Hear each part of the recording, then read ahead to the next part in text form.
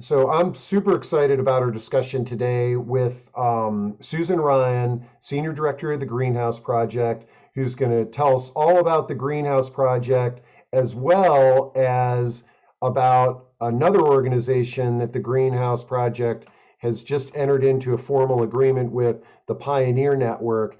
And I hope that we can open the discussion to the broad topic of culture change, which is really what the Greenhouse and Pioneer Network are behind. But without further ado, let's welcome Susan to the stage here. And Susan, it's great to see you. And I am just really excited about your the announcement that Greenhouse Project and Pioneer Network have developed an alliance. Before we dive into that and what these two organizations do, tell us a little bit about yourself and your background and what led to your current role.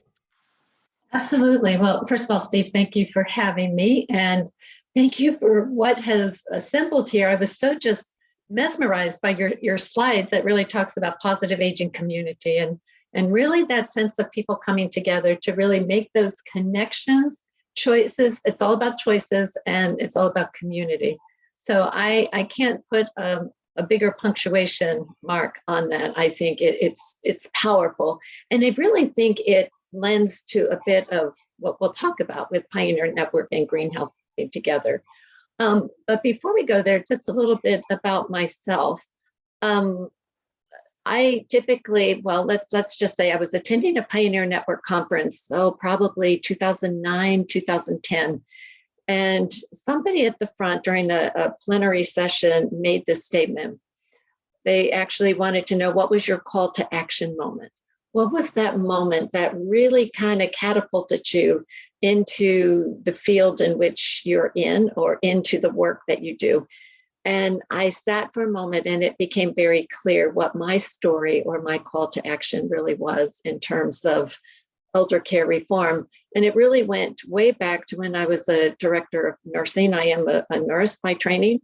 And I was a director of nursing in a skilled nursing facility. It was at a time where we called it facility and not community. And it was at a time where best practice was to tie people up to keep them from falling. And in my heart of hearts, I just knew that was dreadfully wrong. I hated it, but I did what I was told to do. So I would tie people up to keep them from falling. And then you'd start hearing people that they would be banging on their geriatric chairs. They would be really just losing that quality of life. And so it was at that moment, and there's a lot of details that kind of went into that particular story. If ever I write a book, there will be a chapter called For the Love of Katie, because Katie was this resident that was living with, we called it organic brain syndrome. We didn't even call it Alzheimer's at that point in time, or senile dementia.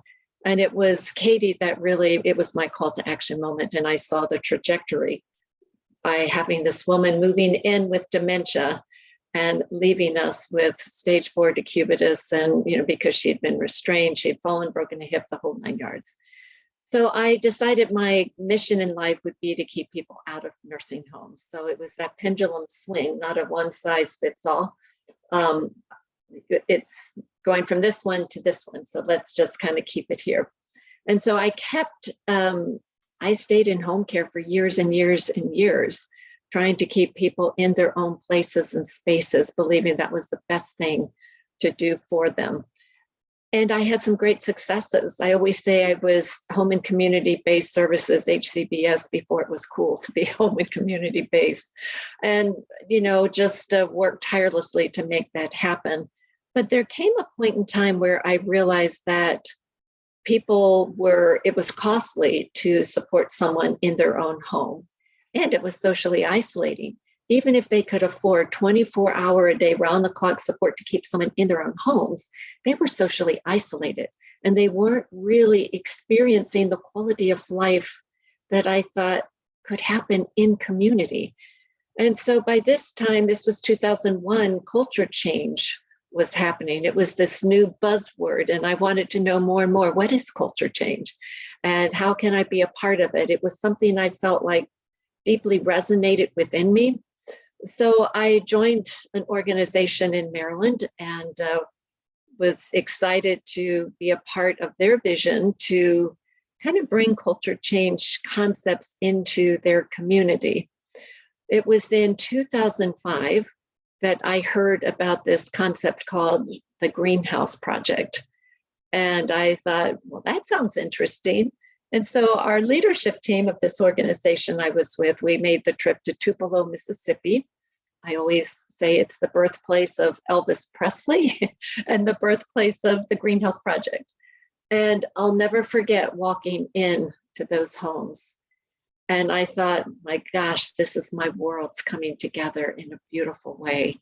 It is everything that you want about a real home.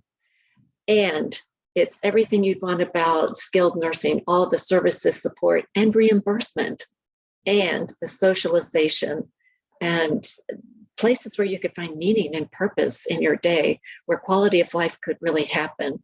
And so the organization that I was with, we opted not to work with Greenhouse, but we had assisted living homes, 16-person homes, and we really grabbed hold of many of those concepts from Greenhouse, the principles, to really kind of infuse what we were doing there in our small houses, if you will, 16-person houses. And in 2008, I received a call from someone at the Greenhouse Project, and they said, we hear you're a nurse, you're a local culture change champion, and we're looking for somebody to join the Greenhouse Project team. And I was like, pick me. I'm the person well suited for that. And so, as they say, the rest is history. I joined initially and worked with projects that were providers that were wanting to embrace the greenhouse model. So I was their project guide, and I call myself the project champion, really helping them to kind of go through the process to really bring culture change into their community as they were getting ready to open their greenhouse homes. I became chief operating officer later on, and then ultimately would become the senior director for the Greenhouse Project. And honestly, it's by far the most rewarding part of my career. Greenhouse is the pinnacle. It is where I just really feel all the work that I've done in my career has culminated here at Greenhouse. Wow. Well, I didn't know your full story, but I remember we were connected at the home care agency and Yes. the community that you were at that's embraced the small house, the model there. So what a great story. And I think that yeah, it's absolutely amazing when you walk into a greenhouse or a small house model, because it completely turns whatever your previous vision of a nursing home was, it will go right out the window. And whenever anybody sees one of these homes, they're like, why is this not every nursing home and senior living community, for that matter, embracing the principles and concepts of the greenhouse? So that's a great overview. So how about we kick this off with talk a little bit about the Greenhouse Project, and then tell us a little bit about the Pioneer Network, and then how the two of you are all coming together. And I will say to our audience members, if there's any questions, comments, or experiences that you'd like to share, or if you're just fed up with the way that you see elder care delivered and you want to sort of throw out some ideas, we can go in that direction as well. Yeah, I would welcome those ideas as well. So the Greenhouse Project is really a radical transformation. It's what I call a paradigm shift.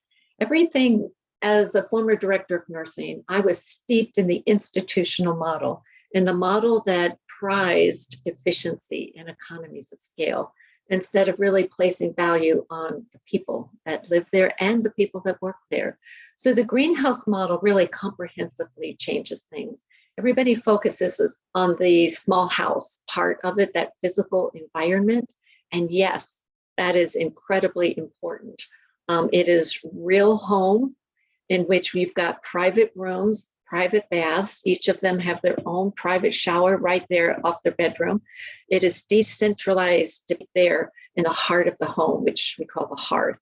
And it's where you've got 24/7 access to nutrition, to hydration, to snacks, whatever you want. We were talking about snacks before we hit record and how we all love our snacks. Well, elders do too. And that's the real home. So those things that we grow accustomed to in our own homes, we want to make sure, would you have this in your own home? Well, then yes, of course, that's what we will do. So med cards, we're going to really deinstitutionalize, let's get rid of our med cards. So each resident room has their own medication cabinet where their meds are locked and stored so that, rather than the med cart rolling down to administer medications, they've got what they need right there in their rooms. The other thing that I think is incredibly important is they sit around one long table. It's a dining table. And when you think about your families and when you think about where you have meals, we're not all sitting separately in our own little seating arrangement, but we come together at one long table. Just as an aside, my dad was one of 11 children. And I can remember Thanksgiving going to my grandfather's house, and that table got pretty darn long. We tried to accommodate everybody, but that was the real home. That was family. And there's something about the greenhouse model in a real home that triggers all of those memories and those customs and things that we've done growing up that are really important to who we are, our identity, and who we are as humans, and who we are in terms of our need to connect. The other thing about a real home is that you can go in and outside, inside and outside. So access to outside is of paramount importance. And I think during COVID, we probably all recognize how important it was. If I had been quarantined to my room, I don't know what I would have done. Or even if I couldn't have gotten outside to just feel the sun, to breathe fresh air, I don't know what I would have done. And imagine, and we could spend a whole session talking about social isolation and what occurred during quarantine. But being able to get outside is really important. A lot of gardens happen in the backyards of greenhouse homes, and certainly a lot of outside dining and just sitting and being will happen. So that's real home. That's a big part of it. But philosophically, we're going to shift the culture as well. And we call that meaningful life. So it's not just a person-centered care model where care is centered on a person, but it really is about a person being able to direct his or her life. And it really is about living and living a life that has meaning and purpose. And so we're very intentional in all of our policies, practices, all of our education and training is really about trying to ensure that our care teams are really resourced to be able to give meaningful life to each person. And we recognize that to get a meaningful life, it's all about relationships and really establishing those meaningful relationships and connections with people. And so last but not least, certainly not least, is the empowered workforce. And now, goodness, we again could spend another whole time here talking about the workforce and the challenges we're all experiencing, no matter what field or industry you're in. Staffing is a challenge, and finding jobs, creating jobs that really have meaning and purpose. Greenhouse, one word, is about growing plants. It's that environment, the optimal environment to produce growth in plants. Greenhouse, two words, are about optimal growth in people. And it's not just the elders, but it's the people that work there as well. It's about investing in your team. That means a higher wage. Greenhouse recommends that a 10% increase from kind of a base CNA rate, what that would be. But we have many that have offered far more than a 10% increase. We believe in education. Education is about equipping the team with the knowledge and the skills they need to be able to be successful in what they're doing. I loved your resource page that you had there. So what's in the toolkit, or what are the resources to really equip our team? So it starts with a certified nursing assistant designation, and then we offer 128 hours of additional training. 40 of that is for culinary training. So we are asking our workers to be a universal worker. So they're not just doing the care, but they're doing the cooking, they're doing the laundry and the cleaning. So that means we need to equip them with what they need to be able to meet the culinary needs of each resident living there. And so we spend 40 hours really teaching them the basics. You know, this is skilled nursing after all, so there are requirements in terms of serve safe and different things. So we go state by state to figure out what those requirements are so that they can be successful in when they open the homes and prepare meals. In addition to that, you know, it really is making sure that communications, that we understand we're going to work as a self-managed work team. So what does that structure look like, and how are we communicating? How are we sharing information? How am I securing, doing meal planning? How am I ordering the groceries? How are we getting those things? So there are lots of things that really go into that education. But it really, I say at the end of the day, it's about prioritizing people and really understanding and recognizing our shared humanity. It's not us and them, but it's we. What will we do together? We often say it's the power of we. And so that's the greenhouse model. Wow. Lots of research has been done. You can find it on our website, but hopefully that's kind of a nice springboard into why Pioneer. That is a great overview, and a few things that I want to sort of spotlight that you brought up that I have seen, but many of us have seen, is that the you know, some of you in the audience may remember, like 13 years ago, I moved and lived temporarily in 5 different senior living residents, and one of the communities I was in was a life plan community that had a nursing home on the 3rd floor, and because I had visited so many places but never stayed there long term, I was absolutely shocked at the fact that next to none of the nursing home residents went outside because it was on the 3rd floor. Many were in wheelchairs, and that would require work, you know, for somebody to get them out and what have you. And so as you were talking about getting outside and how important that is, that, and we all know that now, I'm glad that you spotlighted that. And the universal worker is just such a like you said, I'm glad you brought that up too, because it's so different than the you know, the traditional model that's out there. Let's see. Before we got a question, Ravi says, what makes the greenhouse a viable business model? How does the ROI compare to other senior living options? I know this is a question that you get a lot, and Ravi is obviously a provider. So tell us a little bit about the business aspect to the greenhouse. Yes, we do get that question quite a bit. And in fact, I will do a shameless plug for a webinar that will happen tomorrow, in which our 2 largest operators of greenhouse homes will be making the business case for greenhouse. So good timing. One of them is a for-profit provider in Arkansas. He now operates 53 greenhouse homes across the states. I want to say 7 sites. And he operates traditional homes as well. And he will tell you he will never, ever build a traditional home again. The only thing that he will do is greenhouse homes because of what he gets on the flip side.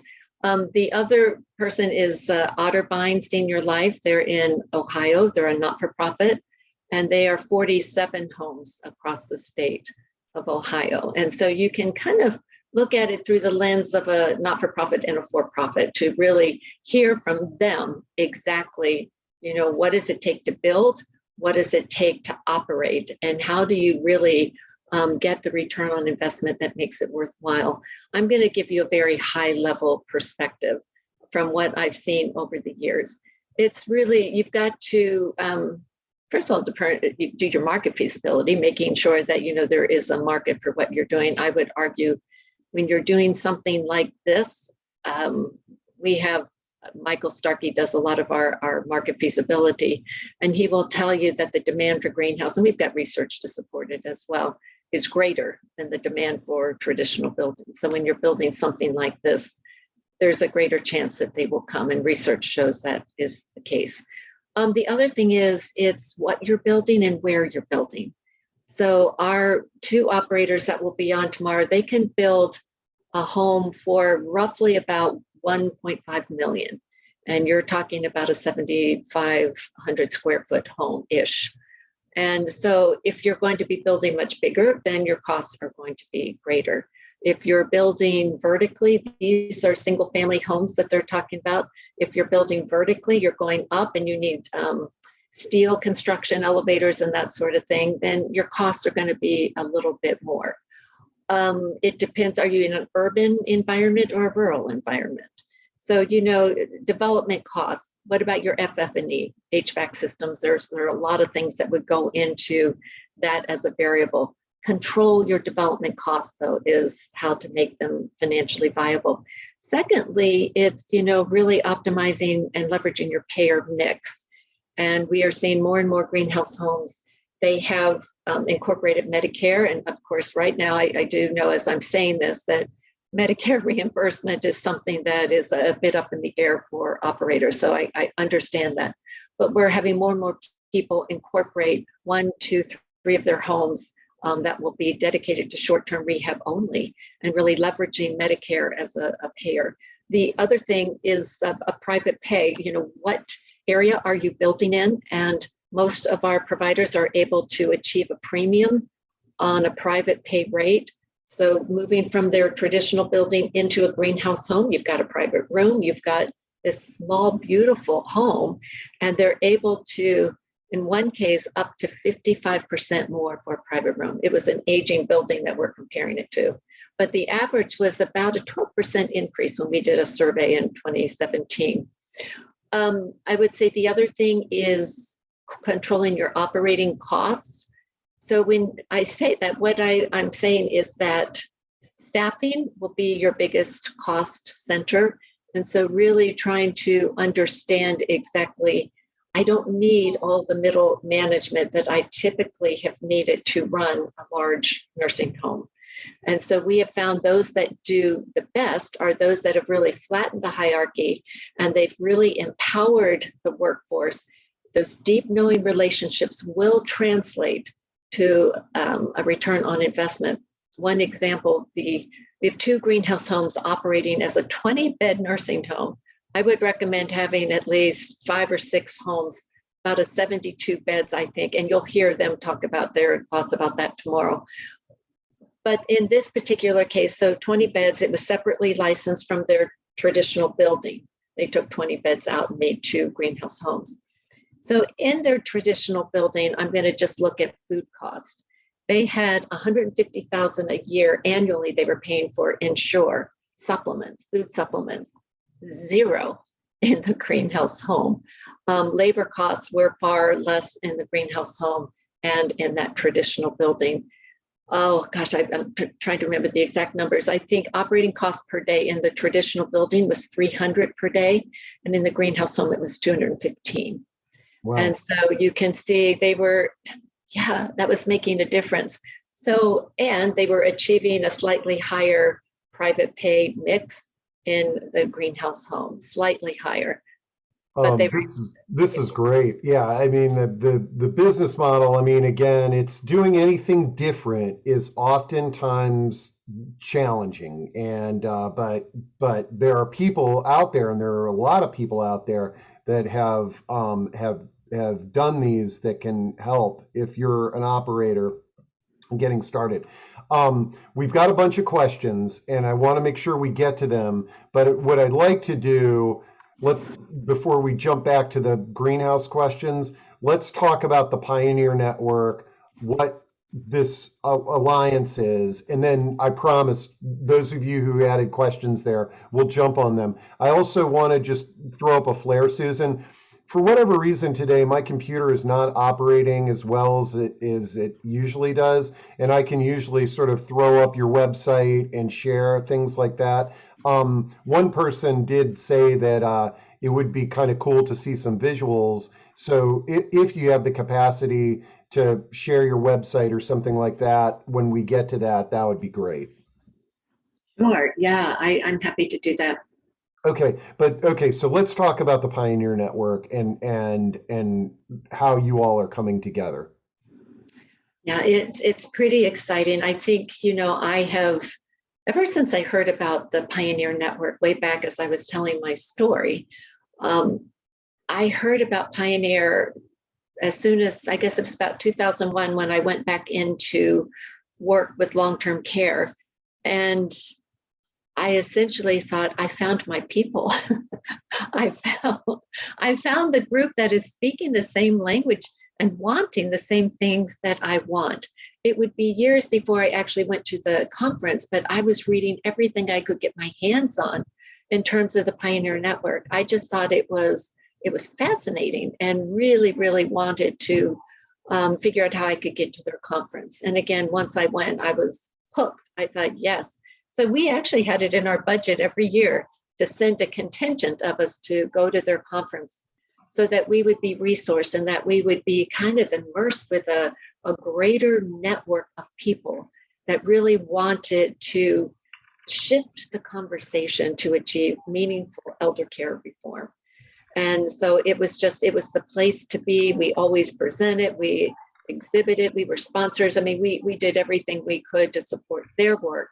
And they were, supporting our work.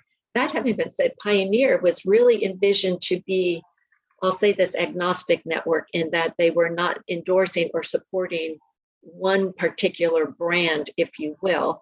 And in fact, they really wanted to create a community that was really about just pushing the envelope and moving beyond tweaking to transforming systems. And so I think it just resonated with us. I think for me, Pioneer Network, they're known mostly for their conference. And it was at that place and space where they would attract upwards of close to 2,000. I think, they were in the 1800s pre-COVID and such. And obviously COVID had an incredible impact on them. But it really was where everybody wanted to be to learn more so that they could go back and they could do something in their community. Yeah, And, I look at some of the things you've said in your goals, and I think, that's really what Pioneer has endeavored to do. oh, it was, I had the same experience. I didn't know what the Pioneer Network was. And a friend of mine said, "Hey, I put you down as a co-speaker for a program." And I went to that conference, and it was absolutely mind blowing because no matter how innovative you think you are in senior living, uh, uh, there's you don't realize how many roadblocks there are out there in your organization, in your staffing, whatever. But when you go to this conference or if you read the Pioneer Network materials, it just opens up your mind that wow, why are we doing things this way? And there's people out here doing these the programs that are at that conference are just mind blowing when you just hear what some of the things that are going on around the world. Okay, so we got the Pioneer Network, and what about? So how are the two of you, these two organizations, coming together? So we determined, and I think I said to you before we hit record that, Penny Cook, as the CEO of Pioneer, when she took the reins, she and I really just started having conversations even way back when. We just felt an affinity towards one another in terms of the work we did, our passion, our mission, and we couldn't quite figure out how to do it back then. I think COVID was an accelerator for many things, not the least of which is partnerships. I read something this morning, I don't know if it was Nick Knights or Skilled Nursing News, about the power of partnerships and how many partnerships are happening at this time so that we can gain some efficiencies and, in our words, broaden the reach and deepen our impact. That if we can accomplish more at this pivotal moment that we find ourselves in, COVID has said the system is fragmented at best, but really pretty much broken. And so, what will we do to really create a continuum of opportunities, which is one of your choices, was one thing that I resonated with so much, because our North Star is person-directed living in the setting of your choice. And that's broad, it's audacious, that sort of thing. But we just believe it's not a one size fits all. And for me, when I was swinging the pendulum, believing, okay, it's not here, it's here, it's both. And yet it's dignified, respectable environments. An example, why are we better together? At the Pioneer Network, what always intrigued me, there were unions, 1199 SEIU, that were funding people, direct care staff, to come to the Pioneer Network so that they could learn. And so all these groups, Pioneers had quarterly calls with CMS. So they have stakeholder relationships that can only be exponential when you put the two of us together, the two organizations together, in terms of what we can accomplish. This is our moment. This is a moment, I say that broadly, for all of us to really come together and figure out how we not let this moment pass us, not let a crisis pass without doing something really significant to mobilize reform I love and it. dignified solutions. Well, I can't think of a better two organizations that just are in alignment. And so the conference, I think, is coming up this year, and it's a combined conference. So you're are you still doing a separate greenhouse meeting? It's combined. It is combined. And so, we just thought that's where we gain some efficiencies. The cost to put on a conference is huge. Yeah. And so, in fact, later this afternoon, I'm convening a call with our greenhouse partners that have built greenhouse homes to really, we've been talking since the alliance was in the making, but to really help them understand kind of their unique role and position within the larger context and network, and why we're better together. Oh So yeah. we have some, it's an opportunity for people coming to the conference to actually see a greenhouse home. We'll be in Denver, Colorado, and there's a visit to the greenhouse homes in Loveland, Colorado planned. There's also a session really talking about cultural transformation. If you can't build new, what can you do to Mhm. really transform your culture within your existing building? So we have lots of special sessions that are more that greenhouse land. We will be doing some special things with our partners there as well. I love it. Okay. Well, let's get back to all these questions here, and then if while I'm doing that, can you pull up? Do you have a slide deck, or just maybe it's just best to just pull up your website and to give people some visuals, because that was one of the questions that folks had. But and while you're doing that, Susan, and before I get to this question, um, I had the benefit to be at a greenhouse in Boston, Massachusetts with you. It's one of the multi-story ones, and I tell this story so often. It really has nothing to do with the greenhouse. It's more to do with technology. I was so blown away by one of the residents that was in this nursing home. I forgot the gentleman's name, but he was totally non-verbal in a wheelchair, and the home, with his guidance, had installed elevator controls where he could literally pull up to the elevator and, using his eyes as a scanner, signal the elevator, open doors, open his door. He was able to function with this completely high tech room. It was the most amazing thing I had ever seen. And I'm always telling folks about the technology for people with disabilities that are out there that people are not aware of is absolutely mind blowing. But it was on display there at that greenhouse in Boston. So he was a gentleman living with Lou Gehrig's disease, a young gentleman. I'm younger. He's, oh, what is he? Probably 45 now.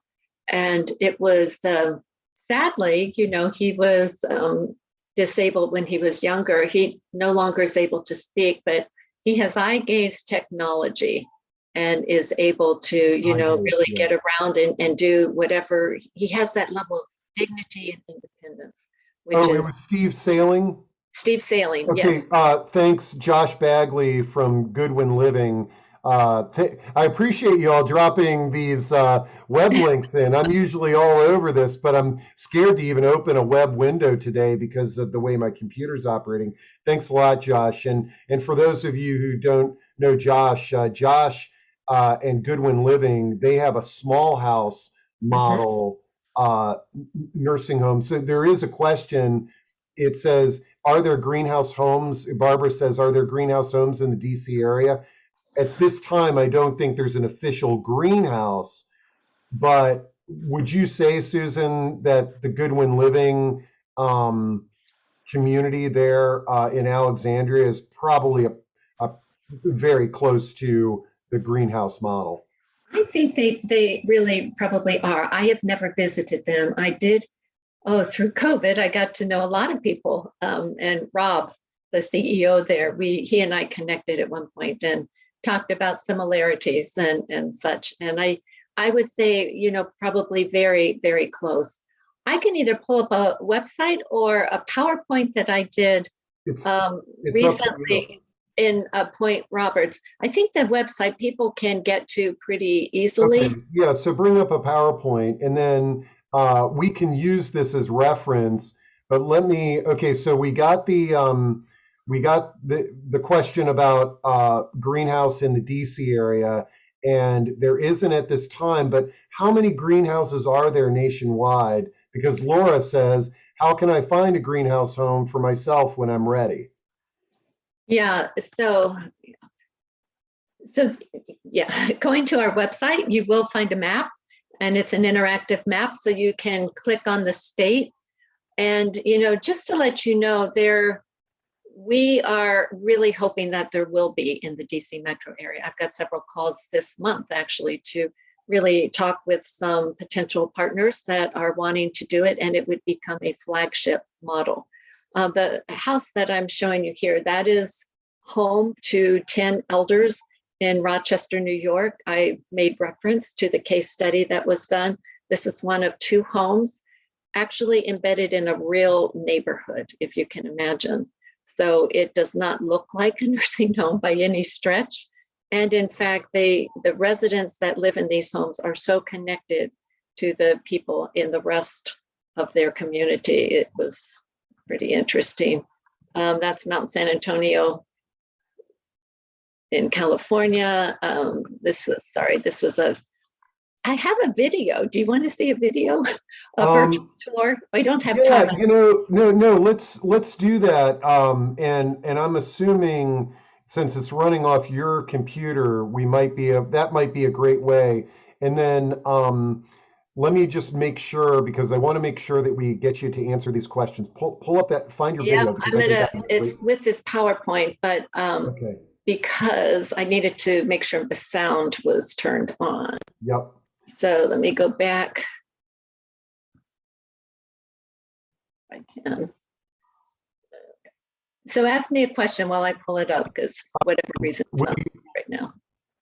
let's see. Will you talk or explain more about the self-managed team approach when operating a greenhouse home?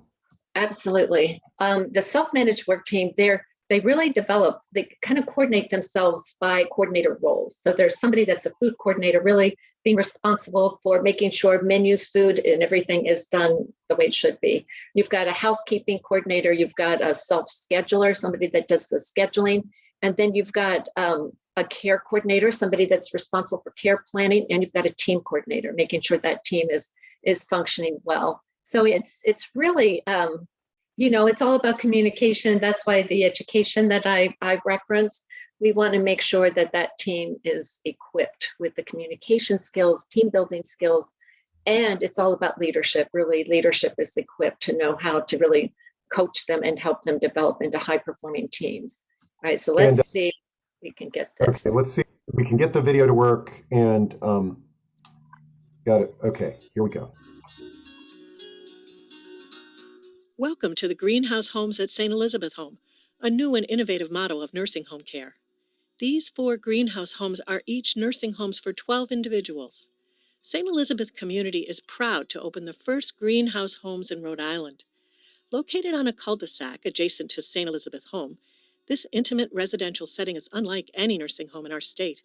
Offering both privacy and autonomy for the residents, the model of care is a proven model which employs cross-trained certified nursing assistants and nurses.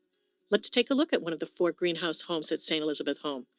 Upon entering the home, you come into the hearth room, a warm and inviting space for gathering, with a gas fire, games, or visiting.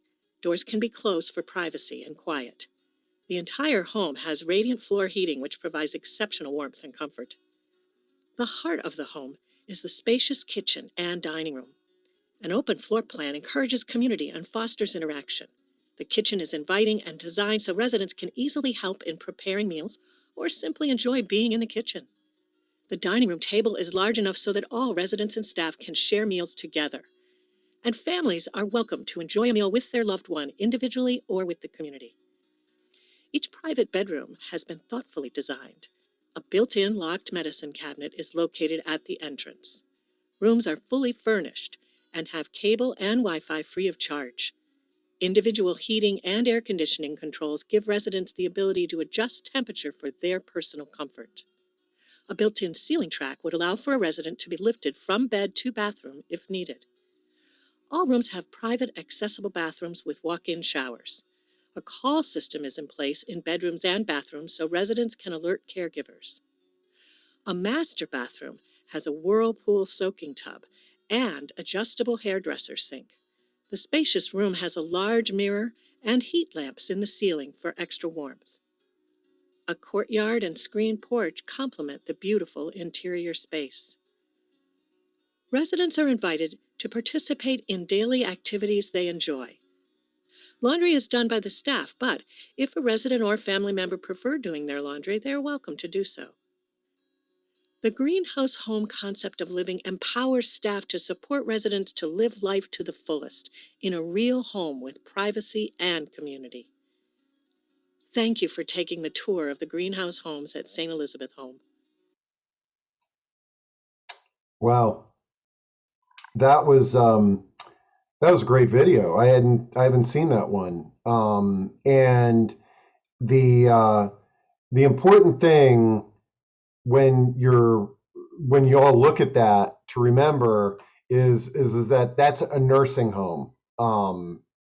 That's not an assisted living. I know that a lot of assisted livings may look similar to that, but that is what is commonly the institutional nursing home. So yeah, somebody says, is this similar to Larmax homes in the DC area? And yes, I mean it is, but Larmax is, these are beautiful, amazing homes that look very similar to that, but that's assisted living. This is a licensed skilled nursing home that you were just looking at. Okay. Ruth says, it seems fairly obvious that this is a better model for care. What do you think it will take to shift the entire, at least a majority of nursing home systems into this model? And what would be the roadblocks to making this happen? There's so much talk about nursing home reform, especially after COVID. And I will say that your model got some tremendous positive press in COVID when there was some horrible press related to more institutional nursing homes.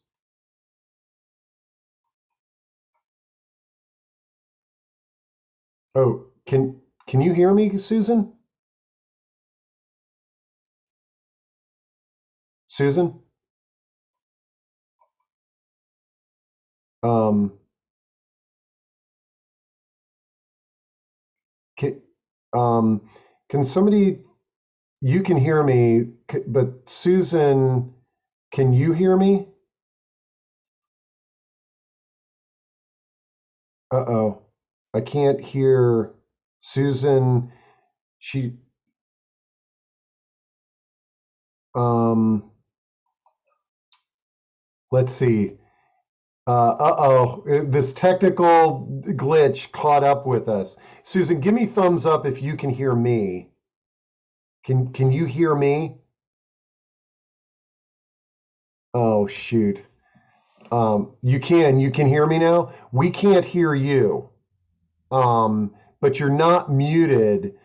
I think that when we played your video, it must have uh, triggered. Can you hear me? Oh, now we can. Okay, okay, okay. Wow. All right. Well, I was saying it's a good question that, trying to figure out what do we need to do. There was a $1.3 billion bill that was introduced that would change nursing homes to be size-wise 8 to 14 private rooms. We were a part of discussing it with the Ways and Means Committee. I mean, we were really trying to leverage this moment. Unfortunately, and I think everybody is aware of how slow things move. Um, so not likely to get passed and funded. That having been said, today I was exchanging emails with someone from the governor of New York and her budget, and they have 50 million set aside for greenhouse homes in the state. New York got hit hard. And so we are really trying to figure out where are the levers, the political levers to be able to pull to incentivize what we know works well. In the toughest of times, our data was unbelievable compared to traditional settings, and we continue to monitor our data, cases and mortality rates among elders. So I think, we should incentivize what we want to get. We're talking, if you read the National Academies of Science, Engineering, and Medicine's report, there are 7 goals. I would say many of them have greenhouse all over. If you go into the 600-page report, you will see greenhouse referenced as kind of an exemplar. So again, with our partnership with Pioneer, we are hoping that now our mouth, our megaphone is larger, and that we're going to be able to leverage both relationships to really see some policy plays that will incentivize reimbursement-wise and financing-wise to get what we want and what we know elders and staff deserve. That's great. And let's see. And I see somebody that we both know, Nancy Pines. She says, "Thank you, Susan and Steve, for hosting today's wonderful program about the greenhouse and the Pioneer Network. I'm nostalgic today because my mother moved into her greenhouse home in New Jersey 6 years ago. 6 years ago today, there was a barbecue for all the family, and 6 years ago tomorrow, the staff made her 86th birthday so special." And let's see. Barbara says, "What was your experience specifically during COVID? Did the residents get to go outside, for example?" Um, Yes, actually, they did get to go outside. I'm going to share my screen real fast and hope folks that I uh-oh. know look out. But I will show you some pictures of people during COVID. In Mississippi, they had what they called a quarantine. And so if I can get down there, you'll see pictures of elders actually enjoying quarantine. And then while you're scrolling down there, we have a question that wants to make sure that we talk about pricing and also the role of Dr. Bill Thomas in the greenhouse is. But I think one of the very important things, and I could be wrong on this, is that when somebody builds a greenhouse home, it should be Medicaid certified, meaning Yes. that somebody who's impoverished basically can live in this home. Home for life is our philosophy. And we believe that as your needs, acuity level, as that increases and your funds decrease, that you need to be supported to the end of life. And so, yes, Medicaid is a payer. And when I did a survey a while back, we were close to 50% of those living in greenhouse homes were supported by Medicaid. So when I talked earlier about finding the optimal payer mix, it's how do we use Medicare, Medicaid, and private sources to be able to achieve the optimal payer mix for viability. And it'll be different in whatever state or part of the state you're in. Yeah, and I think that I've had the experience when I've talked to people that have visited a greenhouse or like a small house like Goodwin House has. They've often said, "Oh, if this existed when my mom needed a nursing home, I would have just written a blank check." Like for somebody that's of means, the value and the difference is, I think, significant. Martha asks a question: how are residents who are dying served? Well, we obviously, it's all about deep knowing relationships. And I think what we learned during COVID, where COVID was, people died alone and people died without family. And in the case of greenhouse homes, to be able to be surrounded by consistent caregivers, that's part of our empowered staff, is making sure it's a dedicated team of individuals that are working with the residents in that home. So you build those familial type relationships. And so it's, hospice is certainly something that can be brought in. That having been said, many of the residents prefer to just utilize the care partners that they have with Greenhouse, because that's where the relationships are. And, there were deaths during COVID in greenhouse homes, far fewer than our traditional counterparts. But it was wonderful to know that, they were not dying alone, but they were, with care partners that really cared and they were in relationship with them. Great. And then so the founder of the greenhouse is Dr. Bill Thomas, who's somebody that both of us know, and I just incredibly influential in my life, and a very dynamic, creative individual.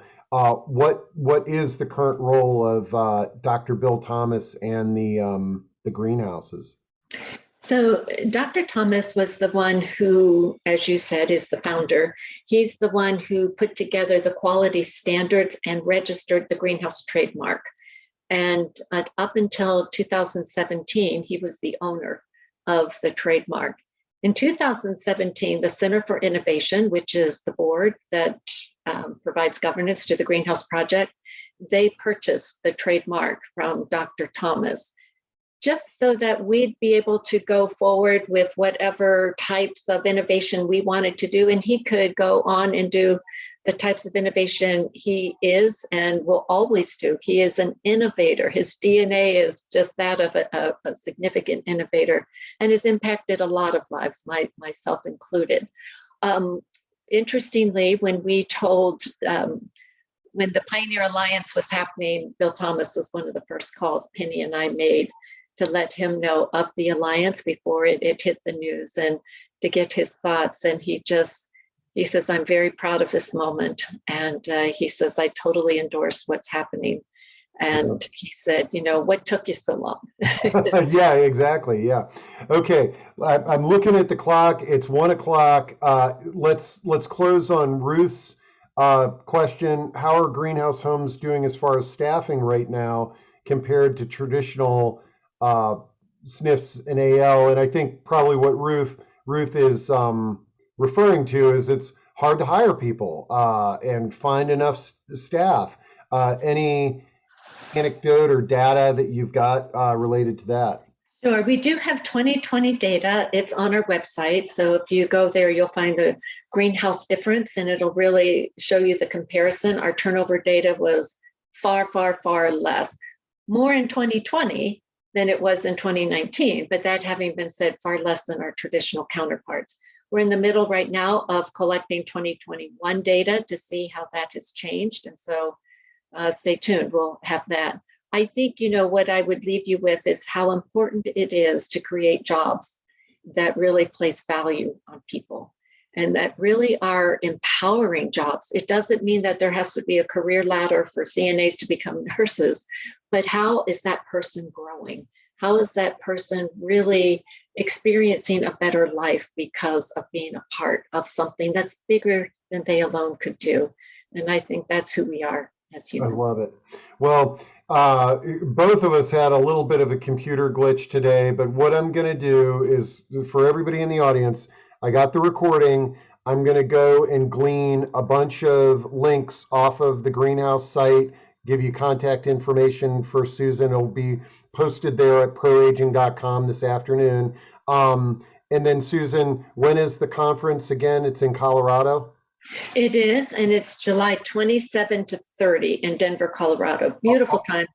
Early bird registration ends tomorrow. Okay, So, I'll make sure to put that on our calendar. I'll put it on the link there. And if you can make it happen, I highly recommend. I've been to one Pioneer Network conference, and it was amazing. And I can't imagine what it's going to be like with the combination of Greenhouse. one more thing you should put on there is our podcast. I did an interview with Penny Cook. Okay. And we talked about why we were coming together. So that's you'll get perfect. to know Penny a lot more. And that's on our website too. But you can find it, Elevate Eldercare, on Apple, Spotify, or Stitcher podcast apps. I love it. I'll put links on the recording. And like I said, it'll be up there this afternoon at proaging.com. Susan, I know you got another meeting to get to. Thanks for your time today. Congratulations, and we look forward to exciting things in the future. Thanks so much, Steve, and thanks to everybody who joined today. You It was bet. my honor. Okay. All right. All right.